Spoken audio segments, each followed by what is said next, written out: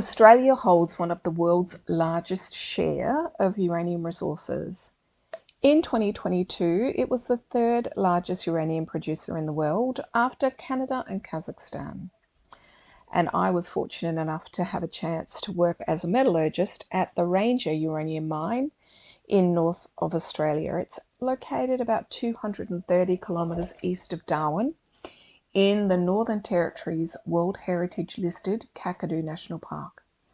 And this area contains one of the world's largest known uranium deposits, with estimates ranging up to 120,000 tonnes of uranium oxide. Now, the Ranger Uranium Mine has been one of the most significant mining operations in Australia's history for several reasons. Yes, because of the size of the uranium deposit, but it goes much deeper than that, as we will explore through this month's speaking program. First, let's take a quick look at the geology of the area. The ore bodies are actually hosted within metamorphosed sediments, and they're considered to be a superficial deposit. For the non-geos, this just means that the uranium was deposited close to the Earth's surface from oxygen-rich groundwater.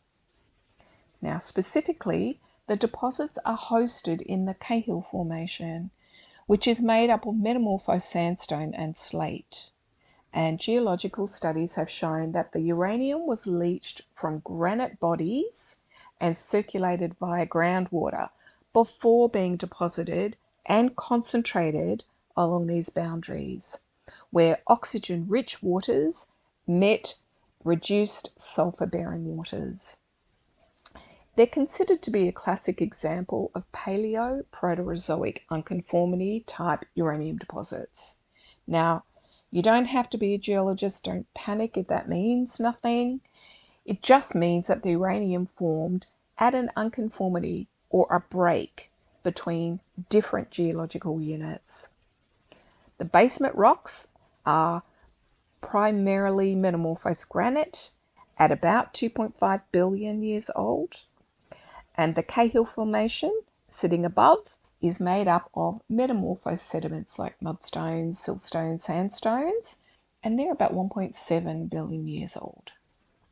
And it's the structural weaknesses and the faults, the cracks, along this unconformity surface that provided pathways for uranium-rich fluids to migrate and precipitate out of solution where redox conditions were favourable. Now, there are 4 ore bodies: Ranger 1, Ranger 2, Ranger 3, and Ranger 4. Creative naming, huh? And the largest deposits are actually Ranger 1 and Ranger 3. And the uranium mineralization actually extends up to 200 meters above and below the unconformity zone. Now, exploration of the Ranger deposits began in the late 1960s by a French nuclear company called Total. The first uranium mineralization was discovered at Ranger 1 in 1969, and over the next decade, extensive exploration marked out the 4 large deposits. Based on this exploration, the Ranger project was estimated back then to hold over 200,000 tonnes of uranium oxide. Now, mining these deposits was delayed. There were lengthy legal battles over native title claims to the land. Native title basically is Australian law that Indigenous Australians have rights and interests to their land that derive from their traditional laws and customs.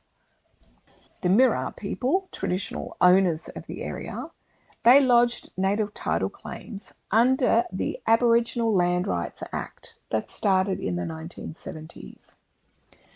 The Mirarr objected to the loss of their land for mining operations, and this caused nationwide protests by activists. Activists were concerned that if uranium mining went ahead in the area, there could be long-term environmental damage and negative impacts on the Mirarr cultural sites. But in spite of these protests, mining was eventually approved to proceed with additional safeguards to be put in place, including the formation of a national park around the mine lease. In 1979, the Ranger Uranium Mine was officially approved and opened by Energy Resources Australia, which was originally a subsidiary of Total. Mining began at Ranger in 1980 after the Australian government granted a 42-year lease for mining and conditions for rehabilitation. And Kakadu National Park was added to the UNESCO World Heritage List in 1981 for its biodiversity, geological features, and Aboriginal rock art sites. The approval of the Ranger Mine was a landmark agreement in recognising native title rights in Australia. However, protests continued for years over the environmental impact of uranium mining inside Kakadu National Park. Activists highlighted the risk of pollution from radioactive materials. While mining was able to proceed with additional environmental safeguards put in place, the protests underscored the need to balance economic gain with cultural heritage and environmental protection. And this is a legacy that continues to shape mining operations in Australia today. So there may have been some vocabulary you're not overly familiar with. The word Indigenous. So Indigenous means something originating or occurring naturally in a particular place. So a synonym for that could be native. They're the traditional land owners. That's another synonym for Indigenous Australians or Aboriginal Australians. And I moved between all of those three terms. So they are the people who lived in the area prior to colonisation by the British. Biodiversity. Now, biodiversity might be a word that you are already familiar with, but it means the complete range of plants and animals that naturally occur in that area. So the bigger the biodiversity, the better, usually. But certainly we do not want to have a mining operation affect biodiversity. Now, I talked about the approval of the mine being a landmark agreement. And what does landmark agreement mean? It means that it was an agreement that changed the future directions or had an impact on future agreements. This was the first native title approval in Australia, and it became a part of every mining lease going forward. Subsidiary just means a sub-part of. So the French nuclear company Total held the company ERA as a sub-company within their company. It's a subsidiary company. And the last one we'll look at is rehabilitation. Now, this is a huge topic for Ranger today, as they are in the process of rehabilitating the mine site. And rehabilitation just means to restore to its previous state. So there was lots of law around ensuring that the land was transformed back into what it was there before at the completion of the mine lease. And as I mentioned, it is currently underway. Mining there stopped in January 2021. There is no more, mining stopped earlier than that. Processing stopped in January 2021. There are no more active activities at a Ranger Uranium Mine lease.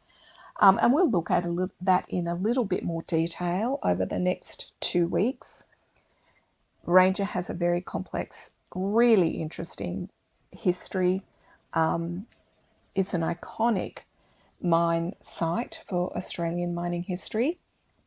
We can't do it justice in one, but we can touch on the 40 plus years of history of Ranger Uranium Mine up until today, where we are undertaking rehabilitation works.